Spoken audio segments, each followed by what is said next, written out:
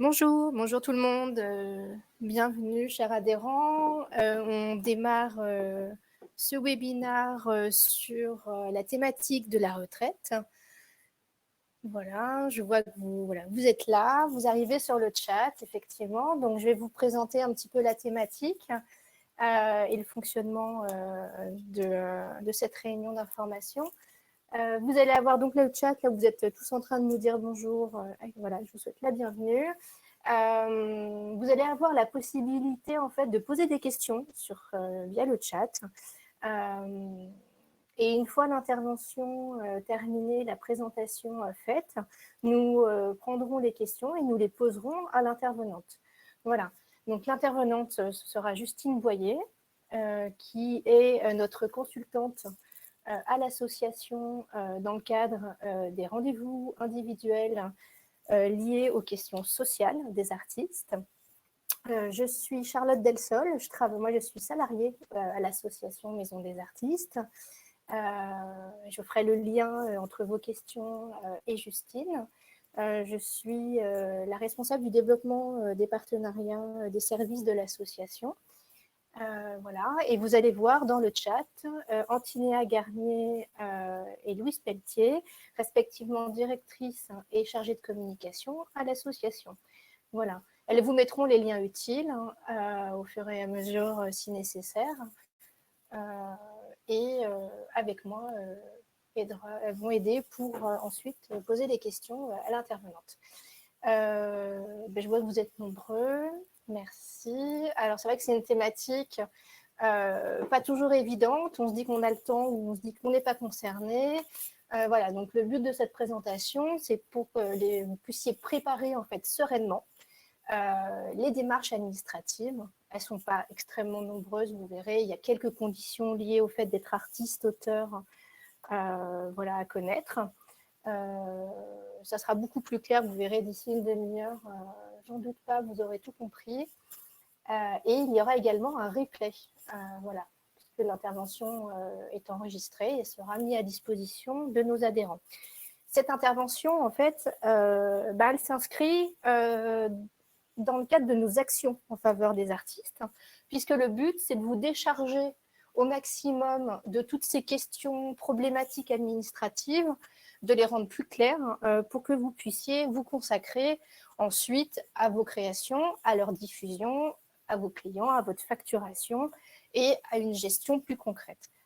Le but étant que vous fassiez donc correctement les démarches tout autour, voilà, liées à votre activité et que surtout ça vous évite ensuite des méandres administratifs ou des problèmes parce que vous auriez mal fait une démarche ou que vous ne soyez pas adressé au bon interlocuteur, ce qui est souvent le cas.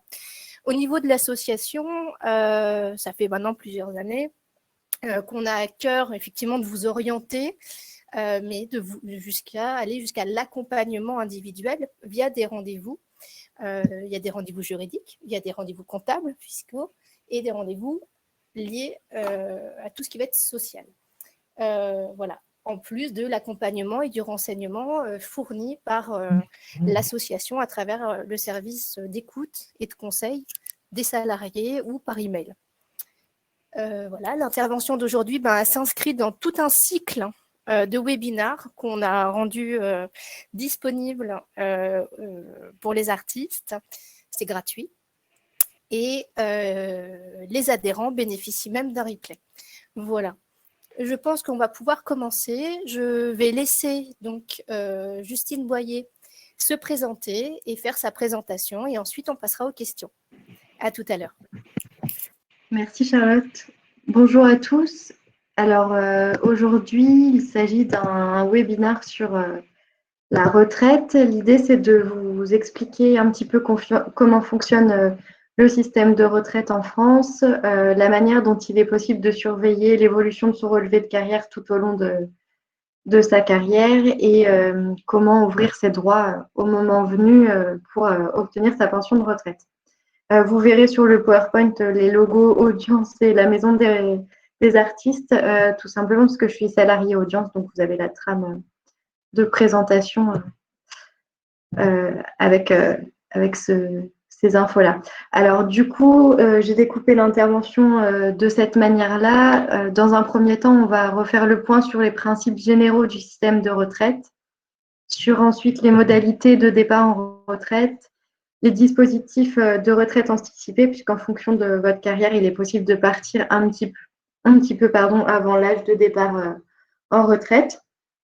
Sa gestion de fin de carrière, les droits à la pension de réversion, qui est une pension qui peut être versée à une personne qui est veuf ou veuve ou qui a été mariée et qui a perdu son ex-conjoint, et puis les conseils pour demander et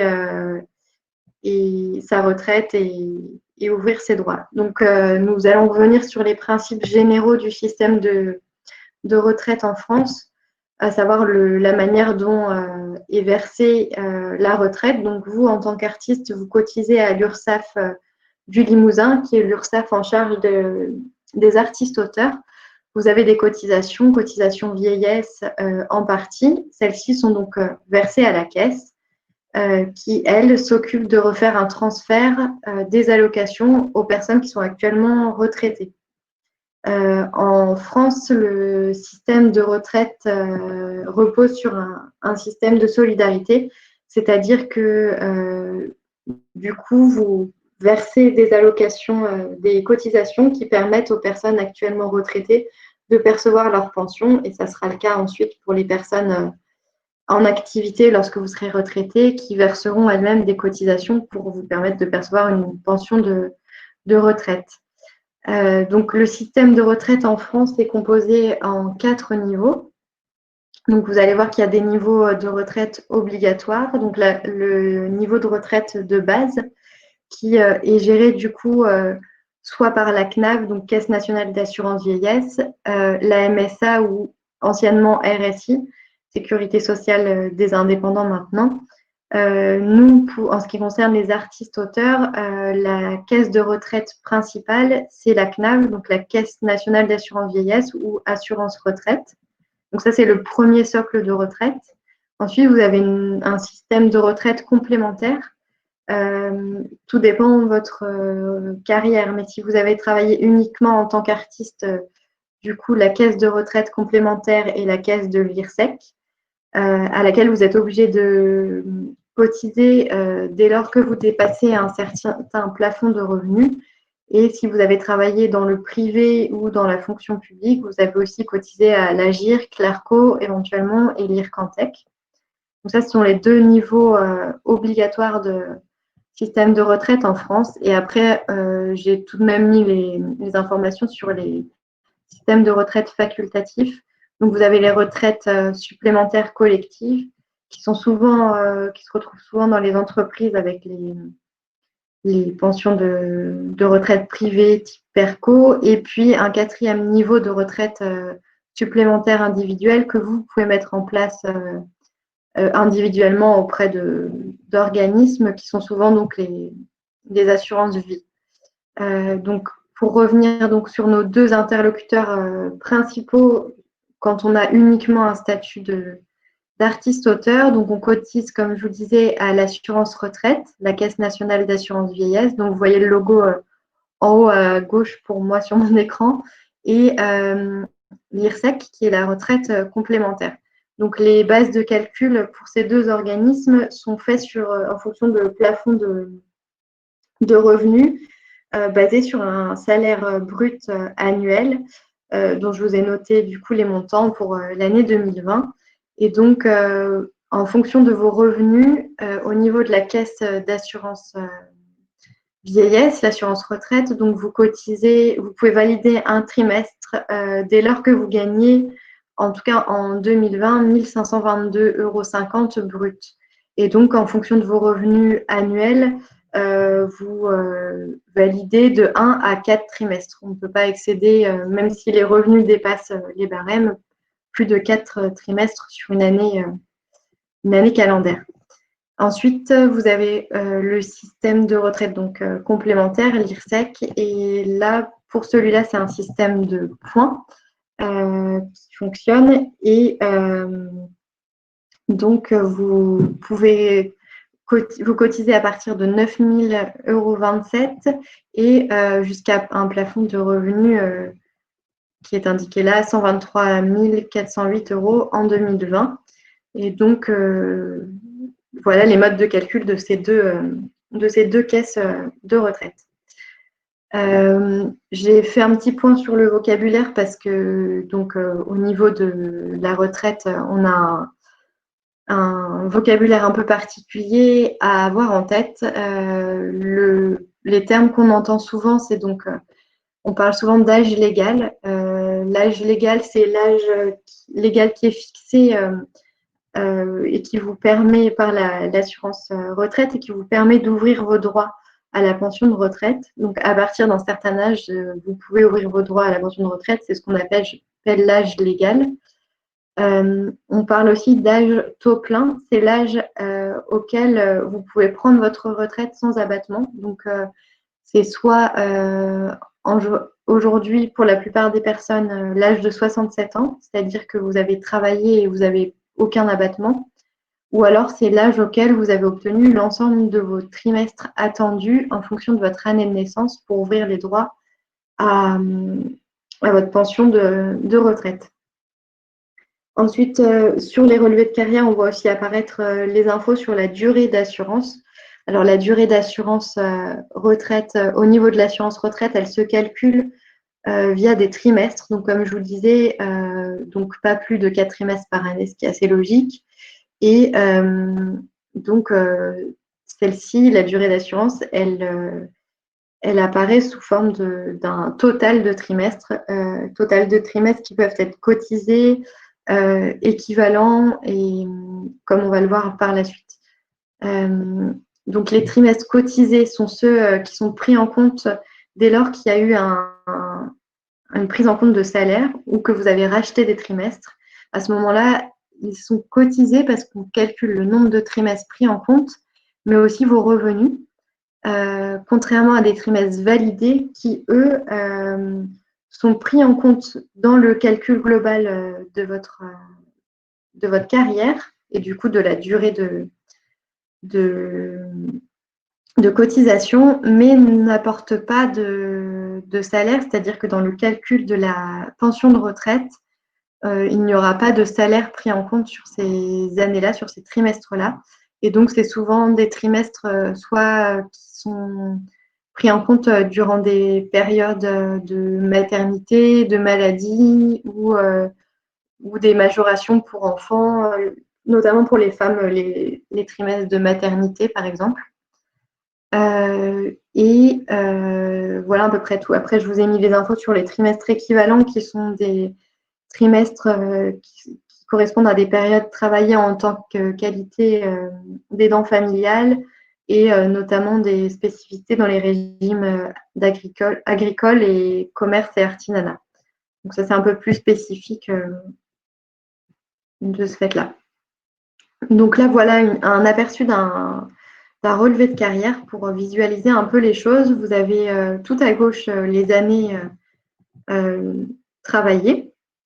Ensuite, vous voyez apparaître les petits 4 qui correspondent du coup au nombre de trimestres pris en compte sur l'année. Donc là, on voit que sur ce relevé de carrière-là, la personne a validé les 4 trimestres à chaque fois. Ensuite, vous avez le détail de s'il s'agit d'une activité salariée, donc travaillée, ou s'il y a des périodes de maladie, maternité. On les voit apparaître, par exemple, en 1982 pour cette personne-là, et des périodes de chômage, par exemple, en 1984 et 85. Et donc, sur ces périodes-là, on voit bien qu'il n'apparaît pas de revenus.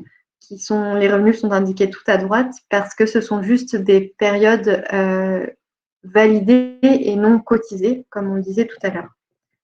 Donc là, voilà, les 4 trimestres maternité qui sont donc juste validés. Donc les trimestres sont validés, tout comme les périodes de chômage et qui comptent du coup dans l'ensemble des trimestres pris en compte sur le relevé de carrière, mais qui ne sont pas pris en compte dans le calcul de la pension de retraite.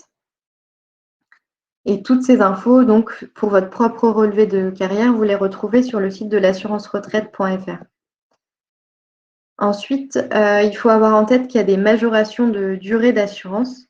Par exemple, lorsque vous avez des enfants, il faut bien regarder votre relevé de carrière et vérifier que dès lors que vous avez eu des enfants, donc pour les femmes avant l'année 2000, puisque maintenant il est possible de partager les trimestres d'éducation entre conjoints, mais jusqu'aux personnes qui ont eu des enfants avant l'année 2000, les majorations pour enfants ont été attribuées à la femme.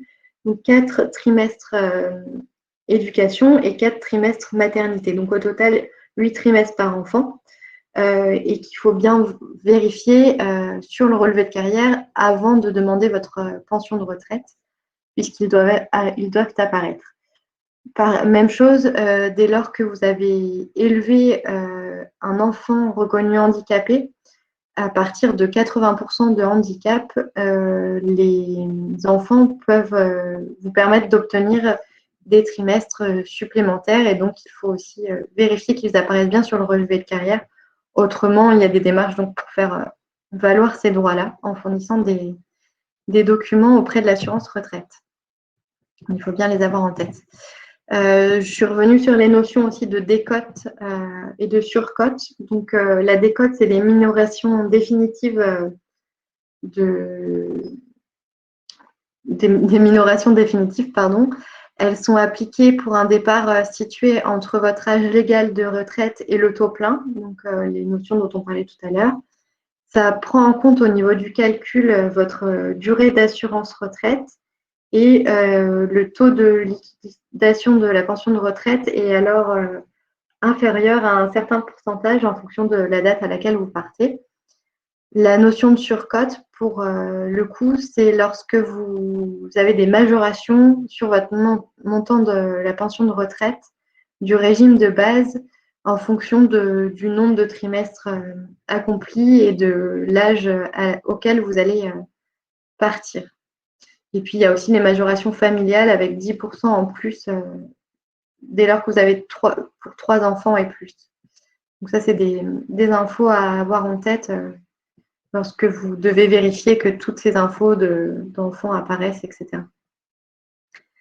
Donc, on va passer sur la partie modalité de départ en retraite.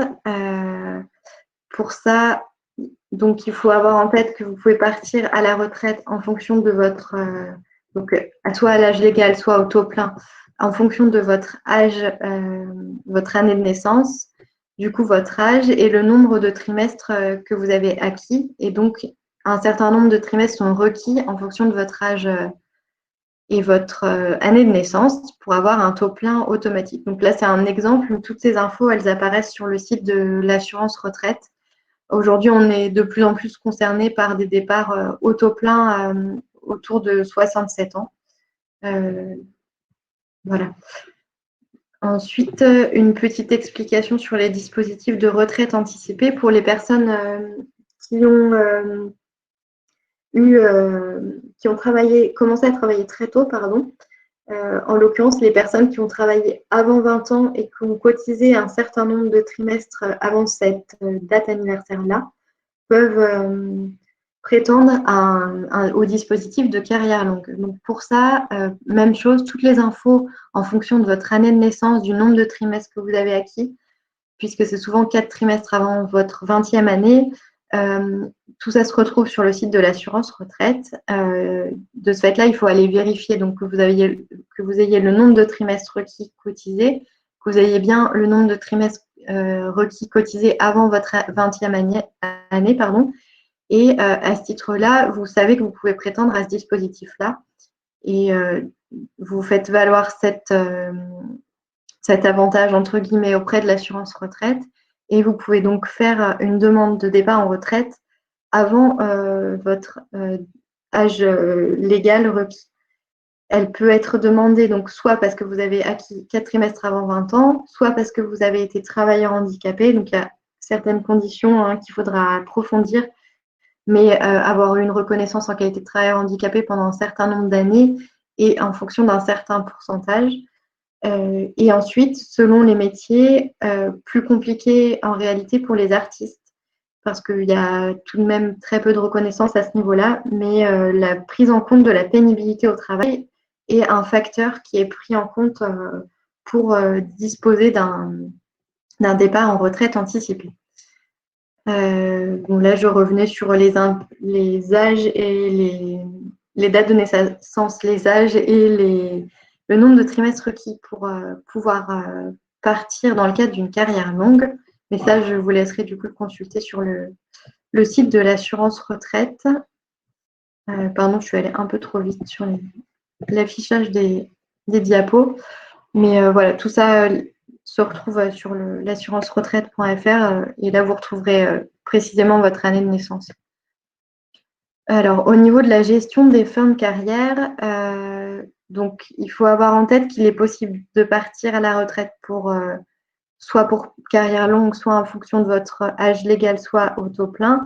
Mais il est aussi possible de partir progressivement à la retraite ou de faire un cumul emploi-retraite, qui est un dispositif qui se retrouve beaucoup chez les artistes. La retraite progressive est plus compliquée parce qu'elle est vraiment plus adaptée aux personnes qui sont salariées, mais c'est important tout de même de l'évoquer puisqu'on a aussi affaire à des doubles statuts. Alors, le dispositif retraite progressif, en fait, il vous permet de poursuivre une activité partielle et de percevoir une partie de votre pension de retraite. Il faut remplir donc un certain nombre de conditions que je vous ai fait apparaître ici. Avoir atteint l'âge de 60 ans, justifier d'au moins 150 trimestres, tout régime confondu. Donc, c'est-à-dire que ce soit régime général, MSA ou sécurité sociale des indépendants, ex-RSI, et avoir un taux d'activité, donc c'est-à-dire continuer une activité entre 80 et 40% de la durée légale qui est applicable en fonction de votre convention collective. Mais donc ça, c'est vraiment si vous avez ce double statut, artiste et salarié. Mais c'est un dispositif qui peut être intéressant. À ce titre-là, vous accumulez le salaire à temps plein, à temps partiel, mais à hauteur de votre temps travaillé, donc soit entre 80 et 40% de votre activité, et une partie de la pension de retraite à 100% sur la partie où vous ne travaillez pas et qui sera recalculée au moment de votre départ en retraite. Donc pas de perte de revenus, mais un départ à la retraite progressif.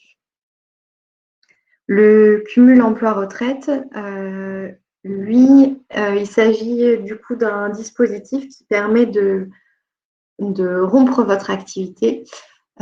C'est-à-dire que donc, soit vous avez un contrat de travail, donc celui-ci est rompu, ou autrement, vous arrêtez votre activité. Et en fonction de votre activité professionnelle en parallèle, vous la continuez et vous continuez à déclarer vos gains, ce qui est souvent le cas au niveau des artistes. Donc, et de ce fait-là, les subtilités à avoir en tête, c'est que vous continuez donc à cotiser auprès de l'URSSAF.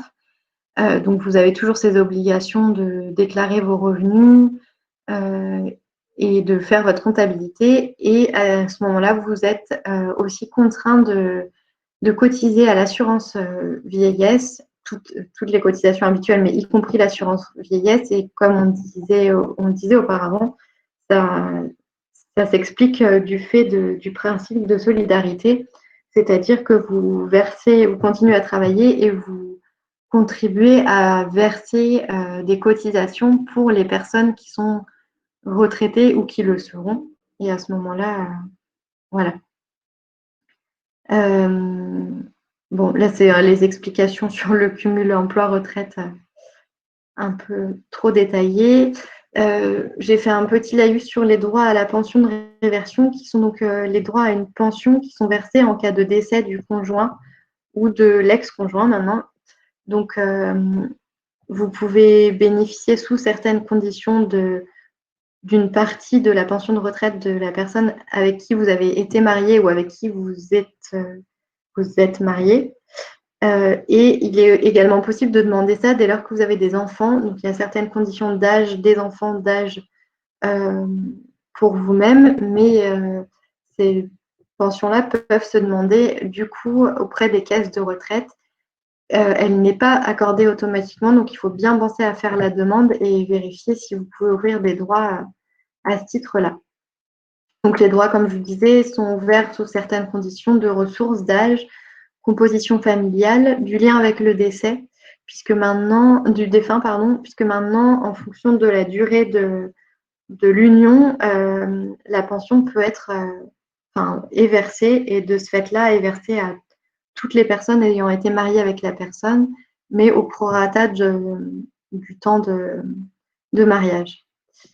Donc on arrive à la dernière partie, les conseils pour préparer et demander sa retraite, parce qu'il faut avoir en tête que celle-ci s'anticipe un minimum, et le mieux c'est de garder en tête, de surveiller au fur et à mesure de sa carrière la manière dont sont prises en compte les années travaillées. À ce titre-là, vous avez un système d'information qui est mis en place par l'assurance retraite. Celle-ci vous permet d'accéder donc à votre relevé individuel de situation, qui est souvent appelé RIS. Celui-ci est consultable donc, sur le site de l'assurance-retraite.fr. Il est normalement obligatoirement adressé tous les 5 ans à partir de 35 ans aux personnes qui cotisent à l'assurance retraite. C'est un document qui fait une synthèse de tous vos droits et donc sur lequel vous pouvez vérifier qu'il apparaît bien toutes vos années travaillées, vérifier le nombre de trimestres que vous avez acquis, les revenus annuels globaux, et si vous êtes assidu du coup dans ce type d'informations, l'idée c'est d'aller vérifier régulièrement qu'il n'y ait pas de manquement sur ces informations-là, pour qu'au moment de la retraite, ça soit quand même plus simple et que vous n'ayez pas à reprendre tout votre relevé de carrière et justifier de toutes les erreurs qui auraient pu se glisser dans celui-ci, puisque malheureusement, ça arrive. Vous avez aussi des informations sur l'estimation indicative globale.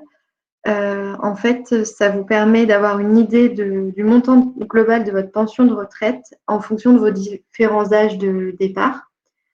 Sur ce montant-là, vous avez du coup une dissociation entre le régime général et les régimes complémentaires, et souvent ça vous fait le total, et ça vous permet du coup de vous situer un peu au niveau de vos revenus, puisqu'il faut avoir en tête que la pension de retraite sera moins importante que vos revenus d'activité en général. La pension de retraite, elle est calculée sur les 25 meilleures années. Et si jamais vous vous retrouvez avec une pension de retraite qui est inférieure au minimum vieillesse, il est également possible à partir de, j'espère ne pas dire de bêtises, j'ai toujours un trou sur cet âge-là, mais à partir de 65 ans, d'en faire la demande et de pouvoir prétendre au minimum vieillesse. Donc là, c'est simplement un tableau, le planning des envois qu'affiche l'assurance retraite sur son site. Et donc, en fonction de votre âge, vous devriez être informé tout au long de votre carrière avant l'ouverture des droits à la retraite de vos estimations indicatives globales et de votre relevé de situation individuelle. Mais vous n'êtes pas obligé d'attendre les envois, soit courrier, soit mail. Vous avez ces infos sur le site de l'assurance-retraite.fr en créant votre espace, et c'est une bonne chose que d'aller le consulter, notamment à partir de 50 ans ou à partir du moment où vous vous intéressez à votre départ en retraite.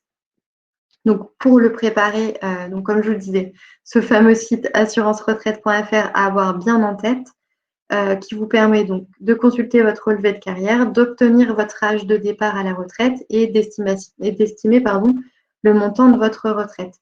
De plus en plus, les demandes de retraite se font en ligne. Elles sont beaucoup plus rapides, c'est assez intuitif, et ça permet d'éviter de vous retrouver à faire beaucoup d'envois papier. Et maintenant, il est possible aussi de faire une demande globale. À ce moment-là, vous demandez votre retraite au niveau du régime général et complémentaire. Donc, il faut bien veiller que ce soit pris en compte à tous les niveaux. Et une chose très importante, dès lors que vous réfléchissez à un départ en retraite, il est important donc d'anticiper la constitution du dossier et le mieux étant de le faire entre 6 à 4 mois avant votre date de départ souhaitée.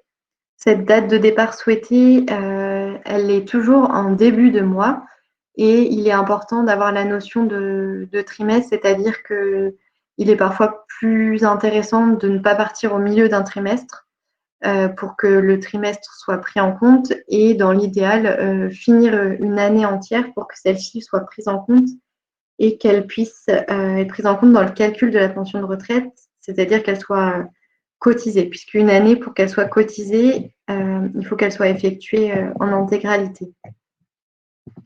Là, je vous remettais donc les petites infos à garder en tête pour bien se préparer à la retraite. Donc, bien conserver donc, les bulletins de salaire, tous les documents de comptabilité, les attestations annuelles de chômage si vous en avez perçu, tout ce qui est relevé d'indemnité journalière ou d'indemnité maternité, puisque ça sera des choses à faire valoir éventuellement sur votre relevé de carrière. Donc, tous ces documents sont vraiment à conserver tout au long de votre carrière.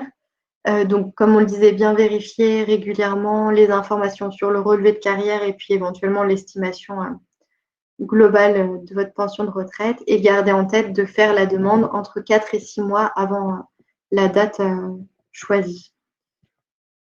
Voilà pour la présentation retraite de mon côté. J'imagine qu'on va passer aux questions si vous en avez. Oui, oui, alors il y a beaucoup de questions. Merci Justine pour cette présentation très complète. Effectivement, vous avez été nombreux à poser des questions. Alors voilà, Justine, je les ai regroupées par catégorie. Dis-moi si ça te convient. On pourrait commencer par refaire un point d'ordre général. Ensuite, il y avait plusieurs questions liées au nombre d'enfants, etc. Ensuite, des questions plus générales. Et pour terminer, nous avons le témoignage des cas concrets, en fait, des cas pratiques. Il y en a 4 ou 5. Voilà, on pourrait terminer par ça pour illustrer voilà, des cas pratiques. Ça te convient dans cet ordre-là? Oui, allons-y. Okay.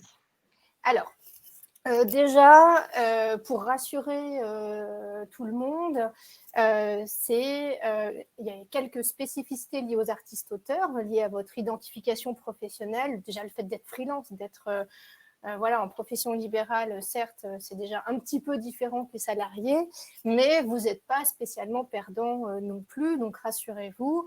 Une fois que vous êtes au courant des organismes à contacter et que vous avez fait 2-3 vérifications, et la fameuse anticipation des 6 mois dont parlait Justine pour commencer à toucher vos retraites, de manière générale, ça se passe bien.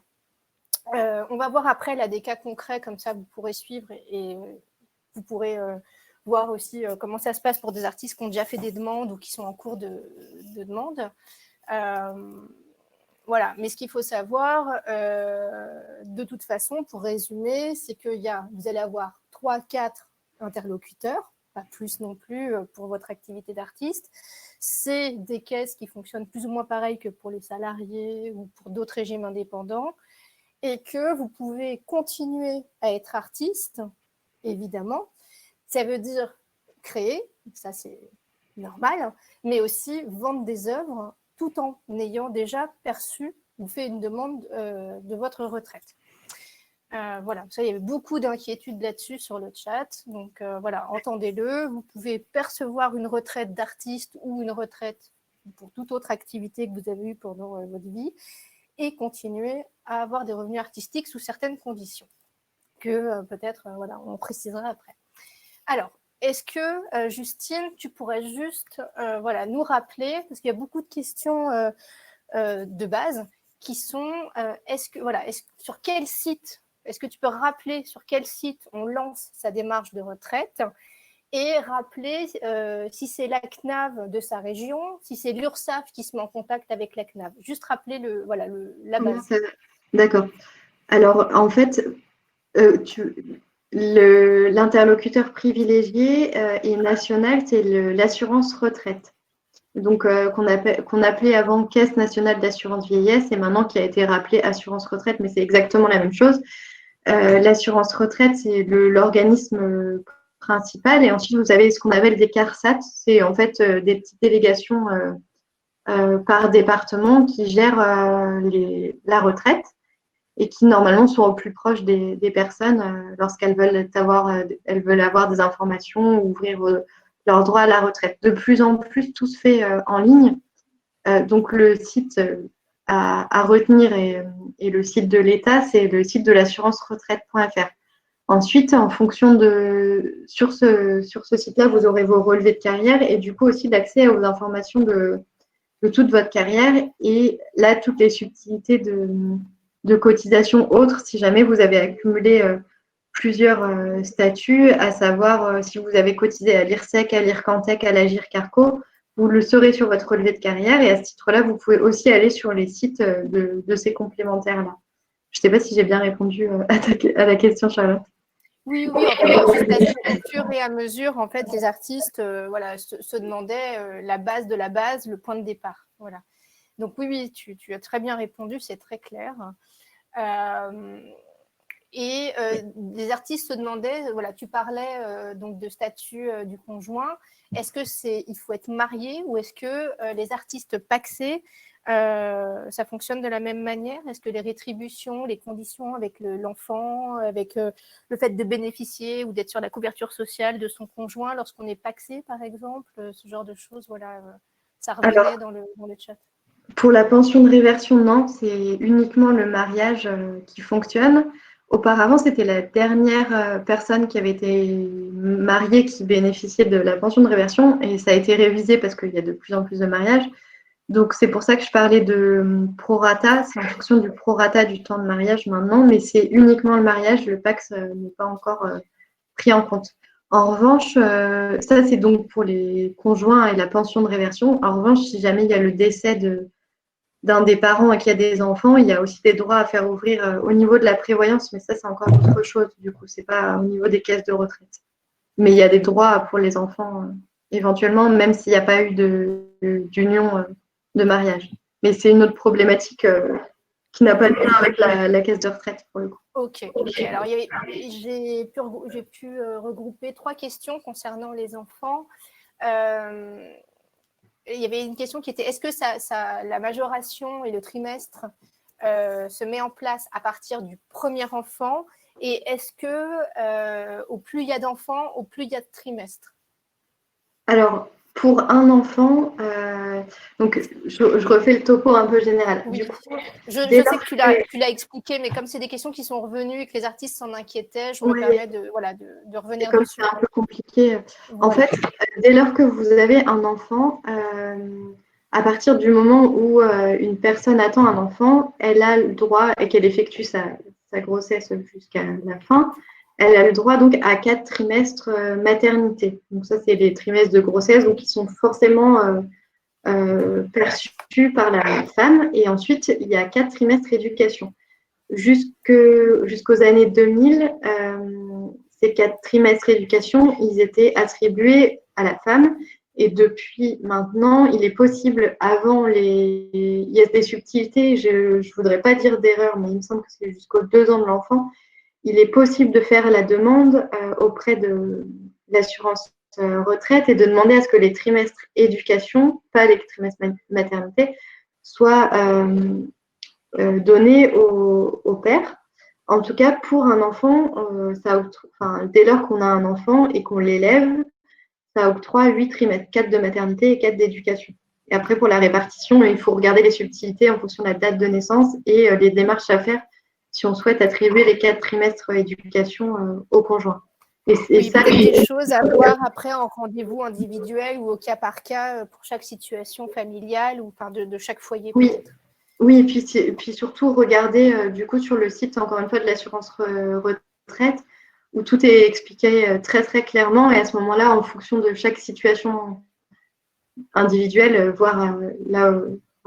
vérifier que les infos correspondent à votre situation. Et sinon, oui, les rendez-vous sociaux en consultation sociale pour faire le point. Mais en tout cas, un enfant, c'est 8 trimestres. Et plus il y a d'enfants, quel que soit le nombre d'enfants, c'est toujours 8 trimestres par enfant. 4 maternités.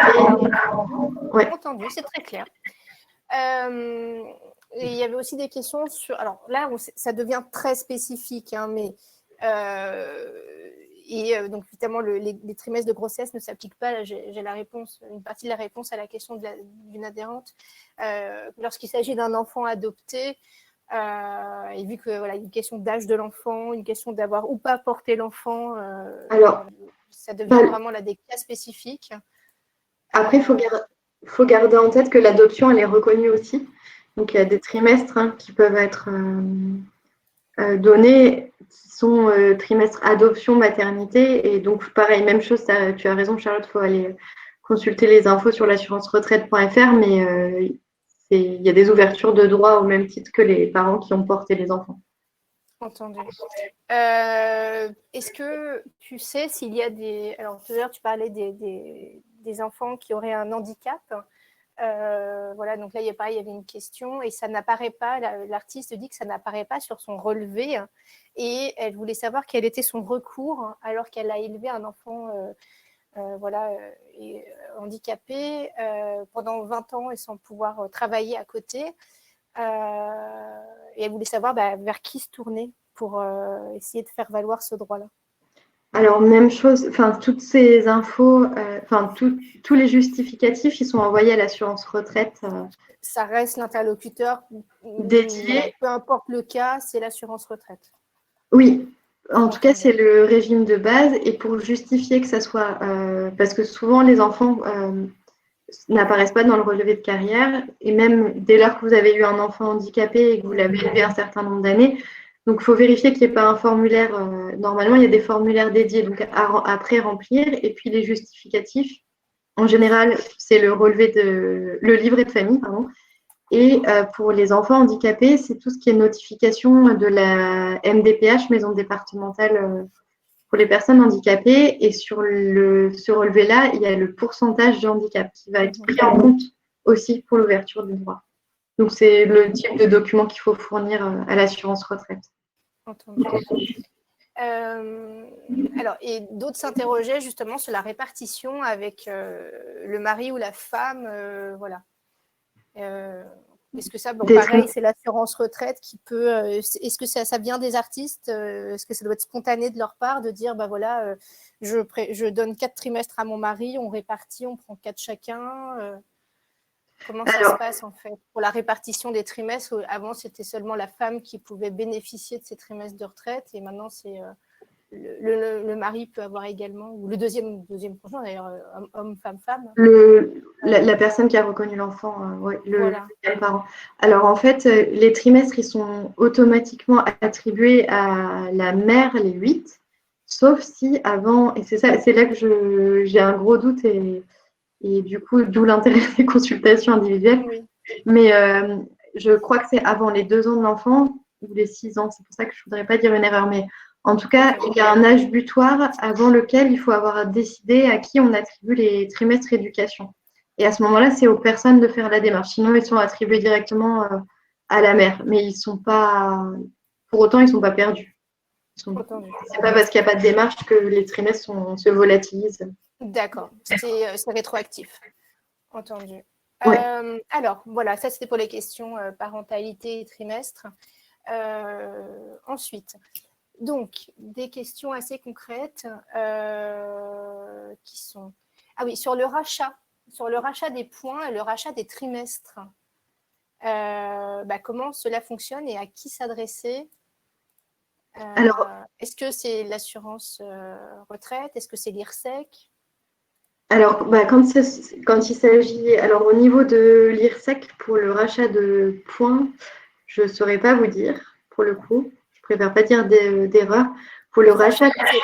Sachant que je précise qu'avec la réforme du régime social, il y a des choses qui ont bougé en termes de taux qui déclenchent ou pas une retraite, les taux d'affiliés assujettis, le vocabulaire et les taux et les seuils ont été modifiés. Donc, on fera un point peut-être spécifique là-dessus au niveau de l'ASSO. Voilà. Oui, ça, c'est un point particulier. On fera un focus dessus. Mais en ce qui concerne les trimestres au niveau de l'assurance retraite, encore une fois, ma réponse va être décevante, mais tout est sur le site de l'assurance retraite. Et on Non, peut c'est faire rassurant. Ça veut dire qu'il y a un seul site à consulter. C'est très Oui, bien. oui, ça C'est pas centralise. décevant, c'est rassurant. Mais tout Tout est est du regroupé coup, au même endroit. tout est sur le site et il est possible de faire des simulations du coût de rachat de trimestre en ligne. Mais bien souvent, si on fait les rachats de trimestre en fin de carrière, c'est très très cher et pas toujours très intéressant. Après, c'est au cas par cas et en fonction de votre situation. Mais il faut avoir en tête que c'est quand même très coûteux de racheter des trimestres, notamment plus on s'approche de la date de départ en retraite. Et c'est souvent à ce moment-là qu'on s'y intéresse, malheureusement. Oui, tu dis que c'est peut-être plus intéressant de le faire au fur et à mesure que de le faire les 5 dernières années. Oui. Entendu, c'est noté. Alors. Charlotte, je ne sais pas si vous m'entendez encore. Parce que Oui, on t'entend très bien. Il n'y a pas de souci, c'est très clair, c'est très fluide. Le son est très bon. Alors, une question qui est quel est le nombre quel est le nombre de trimestres nécessaires pour partir à la retraite à taux plein et quel est le montant du minimum vieillesse? Est-ce que tout le monde y a le droit? Alors, je suis désolée, ça a coupé. Hein. Oui. Je ne sais pas si du coup tu as entendu la question. Sur le minimum vieillesse? Oui, quel est le montant du minimum vieillesse? Est-ce que tout le monde y a le droit? Et quel est le nombre de trimestres nécessaires pour partir à taux plein? Ok. Alors, il y a deux choses, parce que le taux plein et le minimum vieillesse, ça n'a pas de lien. Du coup, pour avoir le minimum vieillesse, il faut avoir au moins 65 ans. Le minimum vieillesse, il est réévalué quasiment tous les ans, comme pas mal des prestations sociales. Là, il est pour une personne seule de 903,20 € par mois, mais sont pris en compte les revenus du couple. Donc, tout ça, je ne voudrais pas rentrer dans les subtilités, c'est peut-être trop long, mais je vais vous copier-coller les infos qui sont sur le site du service public.fr et à ce moment-là, vous pouvez faire les estimations, vous pouvez voir les plafonds. Il n'y a pas de. En fait, c'est vraiment une condition d'âge. Il n'y a pas de minimum de trimestre pour obtenir ça. C'est à partir de 65 ans, là, je viens de partager le lien. Si vos revenus sont inférieurs au seuil, vous pouvez ouvrir les droits. Il faut remplir un formulaire et faire la demande. Il arrive que les caisses de retraite vous proposent elles-mêmes d'ouvrir ces droits-là parce qu'elles ont vu que vous pouviez obtenir cette prestation. Mais voilà, faire bien attention, ce n'est pas la retraite individuelle, c'est vraiment le couple au global. Et donc, il ne faut pas perdre en vue cette notion-là, par contre. Entendu. Très bien. Il y a une question qui dit donc, en invalidité depuis 2 ans, quid des cotisations et des points retraite pendant cette période? Alors, l'invalidité, c'est considéré comme des indemnités journalières, donc au même titre que la maladie. Donc, sont pris en compte les trimestres. Donc, ils sont pris dans le calcul, ils sont pris en compte, mais les revenus ne feront pas partie des revenus calculés pour calculer le montant de la pension de retraite. Donc, les trimestres ne seront pas cotisés, ils seront validés mais pas cotisés. Entendu. Donc, ça vient se cumuler au trimestre via cet arrêt maladie, voilà, il y aura par exemple. Voilà, ça se compte. Du coup, les trimestres seront quand même validés et donc ils se retrouveront à la fin dans le calcul général. En revanche, les revenus ne sont pas pris en compte. Par contre, pour ce genre de choses-là, s'il y a besoin, ça peut être intéressant de prendre un rendez-vous au moment du départ en retraite parce que c'est des petites subtilités. Voilà, donc évidemment, il faut avoir gardé tous les justifs de sa CPM, de sa Sécu, de sa mutuelle. Voilà, comme on garde toutes ses fiches de paie, comme on garde tous ces trimestres MDA cotisés, il faut garder aussi tout ce qui va être document de l'assurance maladie. Oui. À garder précieusement pour faire valoir ses droits voilà, et pouvoir remonter le fil des années si besoin. Très important. Oui. Entendu. Alors, je vois aussi des artistes qui s'inquiètent du passage à l'URSSAF Limousin pour la gestion des cotisations sociales. Donc, je me permets juste de vous dire que la réforme du régime social et le passage, qui n'est juste en fait que de la gestion administrative, le régime social des artistes-auteurs existe toujours, l'association Maison des artistes n'a pas bougé non plus, on est là. L'URSSAF du Limousin, en fait, c'est juste mobiliser un service dédié aux artistes-auteurs pour la collecte des cotisations trimestrielles des artistes et la déclaration annuelle des revenus artistiques. Beaucoup s'inquiétaient ou disent sur le chat qu'en plus les cotisations ont énormément augmenté. Je tiens à préciser que c'est faux. Les cotisations n'ont pas augmenté, les cotisations trimestrielles, j'entends, elles ont même diminué. Voilà, il y a eu un effet sur la CSG, voilà, avec un abattement, entre autres. Voilà, vous avez des taux de cotisation aux alentours de 16%. Et ensuite, vous avez la retraite complémentaire via l'IRSEC. Mais ça n'a rien à voir avec les taux de cotisation, le fait d'être passé à l'URSSAF, vous n'êtes pas passé au régime des indépendants, donc les taux n'ont pas augmenté non plus de ce côté-là, vous inquiétez pas. Et ça, oui, Charlotte, tu fais bien de le soulever, c'est bien garder en tête qu'en tant qu'artiste, vous êtes toujours attaché au régime général. Ça, c'est un peu la phrase clé, oui, parce qu'on l'oublie souvent, mais du coup, vous cotisez tous à l'assurance retraite. Donc, au régime général, jamais faire attention. À partir du moment où vous êtes rattaché à la maison, enfin, du coup, à l'URSSAF, que vous avez bien le statut d'artiste et rattaché au régime général, assurance retraite et à la CPAM. Enfin, je dis ça pour la santé, mais parce que souvent, c'est des problématiques qu'on rencontre. Voilà, gardez juste en tête régime général et pas indépendant. Évidemment, oui, tout à fait. Ça, c'est un des avantages d'être identifié professionnel en tant qu'artiste-auteur. Le taux de cotisation est peu élevé et vous bénéficiez en termes de sécurité sociale et de retraite du rattachement au régime général. Et voilà, ça a ses avantages. Donc oui, on va vous donner les liens parce qu'effectivement, plusieurs d'entre vous aussi s'inquiètent un peu d'aller sur le site Assurance Retraite. Voilà, on prouve encore aujourd'hui qu'on se rend disponible parce que vous avez 3 salariés de l'association sur les 4 salariés qui sont disponibles aujourd'hui pour le webinaire et vous avez Justine qui est une des 3 consultantes voilà, qui répond à vos questions. Et les informations pour les consultations et prendre les rendez-vous, on vous les a mis dans le chat, mais on va vous les redonner aussi par mail et vous l'avez sur le site. Mais je vous rappelle le fonctionnement, en fait. Ce sont des rendez-vous individuels avec l'avocate, le fiscaliste ou Justine pour les consultations sociales, donc voilà, des rendez-vous individuels entre vous et le consultant pour vous guider, en fait, dans vos démarches, pour vous conseiller. Voilà. Donc, soyez rassurés, en tant qu'adhérent, c'est d'ailleurs réservé aux adhérents, il faut avoir sa carte et sa vignette de l'année en cours, mais vous avez accès à ces rendez-vous sans coût supplémentaire. C'est inclus dans l'adhésion. Vous aurez évidemment le replay de ce webinaire que vous pourrez réécouter tranquillement et regarder le PowerPoint et réécouter les explications de Justine. Et il y aura également une fiche pratique, une foire aux questions que nous allons éditer parce qu'il y a eu énormément de questions posées sur le chat et comme ça nous permettra voilà, de répondre à un panel plus large et puis vous vous retrouvez dans beaucoup de situations des questions posées par plusieurs artistes, mais c'est souvent les mêmes questions qui reviennent quand même. Voilà. Mais écoute, Justine, je te propose de prendre les 4 cas qui ont été posés.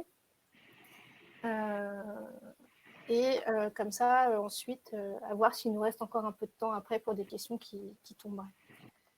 D'accord. Je voyais juste une personne qui reposait une question, mais elle n'est pas très douée avec.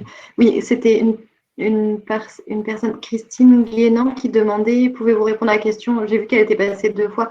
Le montant minimum à cotiser pour 2020 pour valider 4 trimestres. J'avais mis donc en général, c'est le plafond de la sécurité sociale de l'année qui est pris en compte. Et c'est des plafonds que je ne me trompe pas, j'ai un souci, je l'avais mis dans le PowerPoint. En tout cas, c'est le plafond de la sécurité sociale qui est pris en compte pour valider un trimestre. Et après, il faut le multiplier par 4 pour les 4. Je ne sais pas si c'est très clair, mais en tout cas, on remettra plus d'infos. Oui, voilà. Pour schématiser, en fait, en tant qu'artiste-auteur, vous avez accès à tout ce qui va être couverture sociale dès votre inscription. Ça, c'est voilà, avec la réforme. Et ensuite, à partir de 9 000 € sur l'année, vous déclenchez certains droits complémentaires. Et pour la retraite, il y a une petite spécificité. C'est que vous cotisez sur la base des 9 000 € de revenus artistiques pour valider vos 4 trimestres.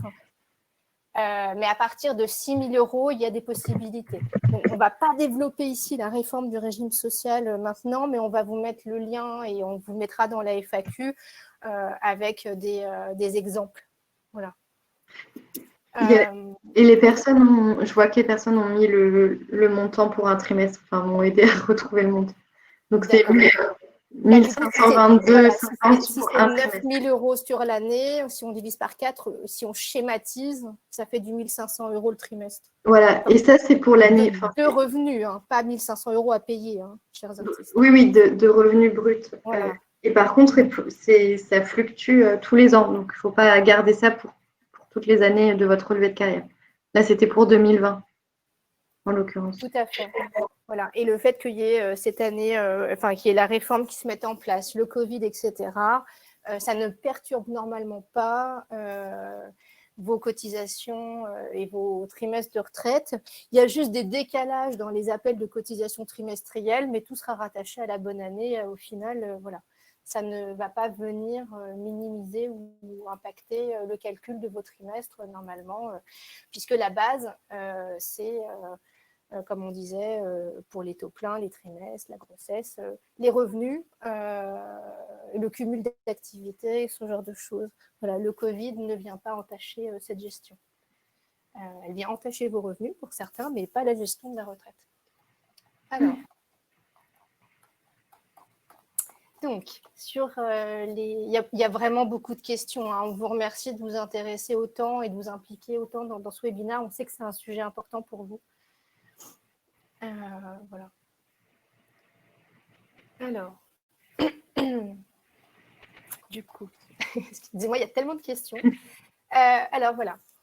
Il y a une personne qui dit qu'elle a reçu le récapitulatif de la CNAV et qu'elle conteste les résultats.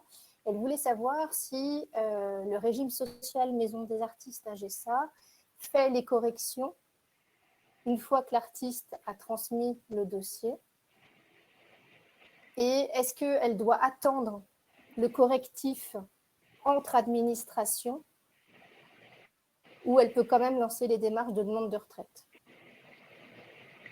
Alors, j'essaie de répondre. Je ne suis pas sûre d'avoir tout saisi, mais en tout cas, s'il y a des erreurs sur le relevé de carrière. Oui, voilà. En fait, la question, c'était malgré les erreurs et le fait qu'elle soit en train de contester, est-ce qu'elle peut quand même commencer à déclencher sa retraite ou il vaut mieux qu'elle attende que ces problèmes entre administrations soient réglés? Alors, il faut toujours, dès lors qu'on demande sa retraite et qu'on finalise la demande, on est d'accord avec le relevé de carrière. Donc, c'est pour ça que je vous disais toujours vérifier au fur et à mesure des années qui passent votre relevé de carrière pour ne pas vous retrouver à la fin à devoir justifier toutes les erreurs et du coup transmettre plein de justificatifs. Le mieux, il faut avoir tout corrigé avant de partir et il faut être en accord avec le relevé de carrière parce que c'est sur ce relevé de carrière que seront calculés les droits à la pension de retraite.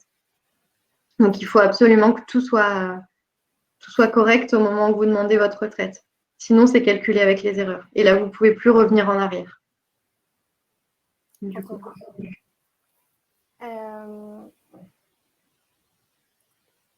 Alors, l'IRSEC, un artiste qui témoigne disant que l'IRSEC n'envoie plus d'appels alors que jusqu'à là, il cotisait, il souhaitait cotiser malgré ses faibles revenus. La personne n'a donc aucun trimestre de validé ces dernières années. Et l'artiste demande, est-ce que ça veut dire qu'il a perdu aussi tout ce qu'il avait cotisé avant et comment faire pour rattraper? Et comment se sera fait le calcul du coup? Alors là, on est à cheval entre du rachat de trimestre et la surcotisation pour les artistes qui n'atteigneraient pas le seuil des 9 000 €. Donc voilà, donc est-ce que la question, en fait, je pense que la question, ça serait, pour déchiffrer, est-ce que ça c'est à l'artiste, en fait, de faire les démarches, de contacter l'IRSEC pour changer et recevoir la surcotisation. Voilà. De qui doit venir la démarche et comment?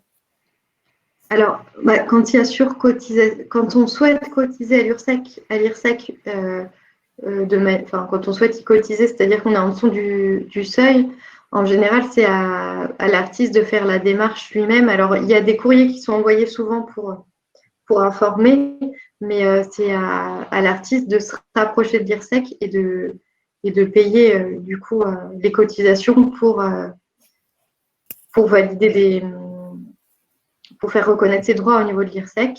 Ça, c'était la première partie de la question. Les droits ne sont pas perdus à partir du moment où vous avez cotisé un minimum auprès de l'IRSEC. Et après, je ne sais plus quelle était la deuxième partie de la question.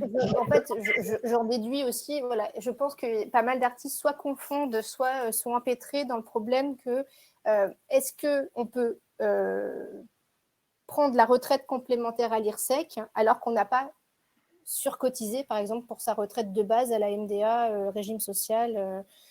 Je pense qu'il y a pas mal d'interrogations là-dessus, ou voire on confond les deux. Parce qu'en fait, il y a la surcotisation sur la base des 9 000 € de revenus artistiques, et ça, c'est propre aux cotisations sociales, au trimestre. Ce que vous payez avant à la MDA, ce que vous payez maintenant à l'URSSAF Limousin, donc ce qu'on peut voir sur une fiche de paie, hein, maladie, vieillesse, veuvage, CSG, CRDS, etc. Ça, c'est sur la base des 9 000. Et l'IRSEC, c'est la retraite complémentaire. Et je pense qu'il y a beaucoup d'artistes qui confondent ou qui se demandent s'ils peuvent cotiser à l'un sans cotiser à l'autre. Enfin, surcotiser à l'un sans surcotiser à l'autre. Et ça, je n'ai pas la réponse. Je ne sais pas si on peut cotiser. Je ne pense pas qu'on peut prendre la retraite complémentaire si on n'a pas cotisé la retraite de base. Mais... Ça, j'ai jamais. Ça vaudrait le creux de creuser en rendez-vous individuel. Après, personnellement, je ne verrais pas l'intérêt de cotiser uniquement à l'IRSEC et pas à la CNAV, à l'assurance retraite. Donc, je ne suis même pas sûre que ce soit possible en plus. Ben, ça fait voilà, des choses à creuser pour notre FAQ et pour le récapitulatif. Alors, il y a vraiment beaucoup de questions, donc on est désolé, on ne peut pas répondre à toutes aujourd'hui individuellement. De toute façon, on a fait le tour des principales catégories. Il y a une autre question qui est revenue, qui était je suis déjà retraitée d'une autre activité ou je suis déjà retraitée de mon activité artistique, donc toujours en activité, mais j'ai déjà commencé à toucher ma pension de retraite. Donc, c'est du cumul emploi-retraite. Voilà, il y a eu pas mal de choses là-dessus, mais quel est l'intérêt ou quelle est l'obligation et déjà, est-ce que c'est possible? Alors, souvent, c'est surtout c'est propre aux artistes, hein, souvent ce fonctionnement-là. La plupart des artistes ouvrent leur droit à la retraite dès lors qu'ils le peuvent, ou en tout cas quand ils le souhaitent. Souvent, ça arrive que ce soit pour avoir un minimum de revenus. Donc, entre 62 et 70 ans, des artistes ouvrent leurs droits. Pour autant, ils souhaitent garder leur statut. À ce titre-là, dès lors qu'on ouvre ses droits à la pension de retraite, je refais un topo général, comme ça peut faire une sorte de conclusion, mais bien garder en tête que donc, tout au long de sa carrière, on vérifie son relevé de carrière. On cotise au régime général de la CNAV en fonction des seuils de la sécurité sociale pour valider les trimestres. On cotise via les cotisations qu'on paye à l'URSSAF. Si on n'est pas à jour, on n'obtient pas ces trimestres-là. En fonction du seuil aussi, on peut cotiser au complémentaire. Donc, pour le cas où on n'a que le statut d'artiste et donc à l'IRSEC. On fait la demande 6 mois avant de partir, 6 mois avant la date qu'on a décidé.